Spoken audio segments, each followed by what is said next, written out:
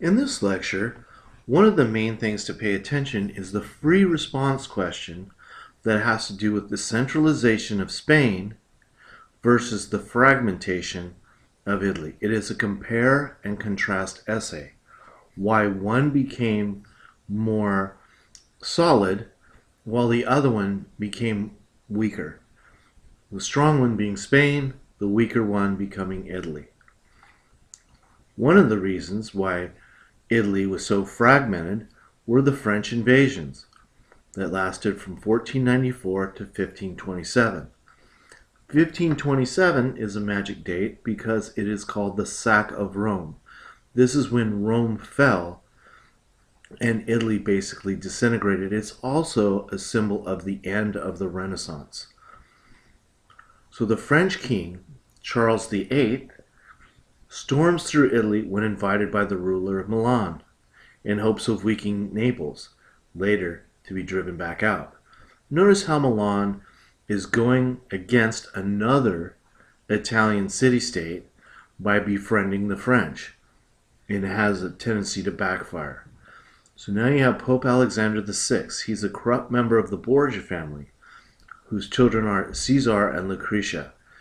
Now, they had a HBO program that was specifically about the Borgia family. And it showed all the different little manipulations and bribery and sneakiness that goes along with that. Louis XII allies with Alexander and takes Milan and part of Naples. Louis XII is a French king. Let's keep the people straight. Pope Julius II is called the warrior pope, who drives the French out again, and now Francis I does the third invasion, which leads to an Italian political decline. Key part there.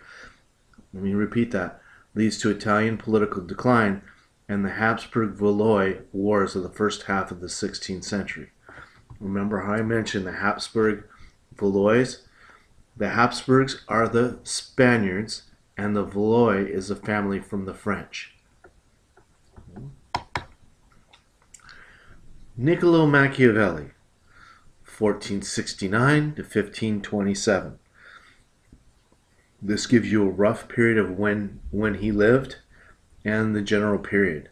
Notice 1527 is coincidentally the same year that you had the sack of Rome. Interestingly enough, that was what Machiavelli was hoping to avoid by writing his book, The Prince, which we'll get to later in the slide.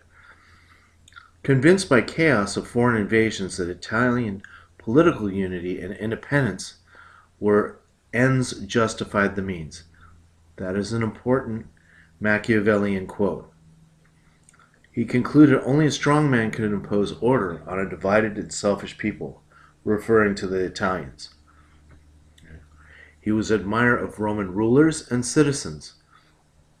Now, could he be lumped in almost with the humanists?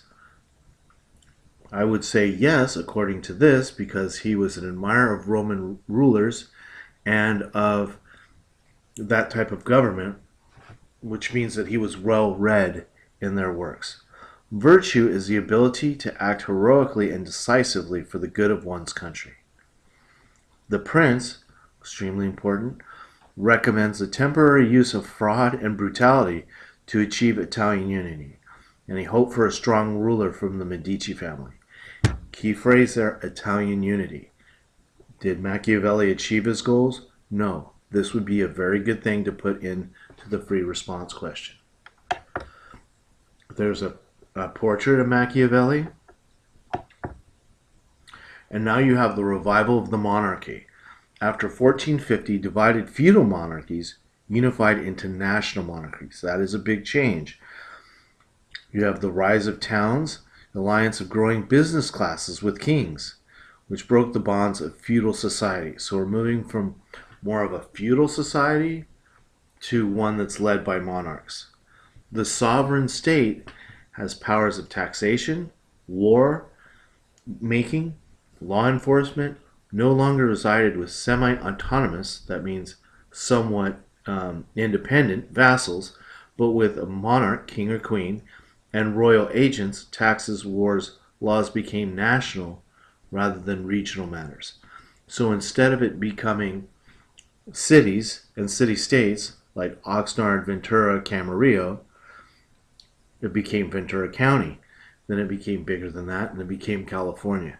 So it's becoming more and more centralized. France, the two cornerstones of France of the 15th century in their nation building, was the collapse of the English Empire in France after the 100 Years' War. Remember that from the previous chapter. The defeat of Charles the Bold of Burgundy in 1477, perhaps the strongest political power in Europe at the time. Charles VII and Louis XI doubled the territory. Now, pay close attention to this one. Spain, 1469, the marriage of Isabella of Castile and Ferdinand of Aragon. They ruled for close to 40 years. This is extremely important in the voyages and discovery, as well as the centralization of Spain. Together they secured the borders, very good evidence for that.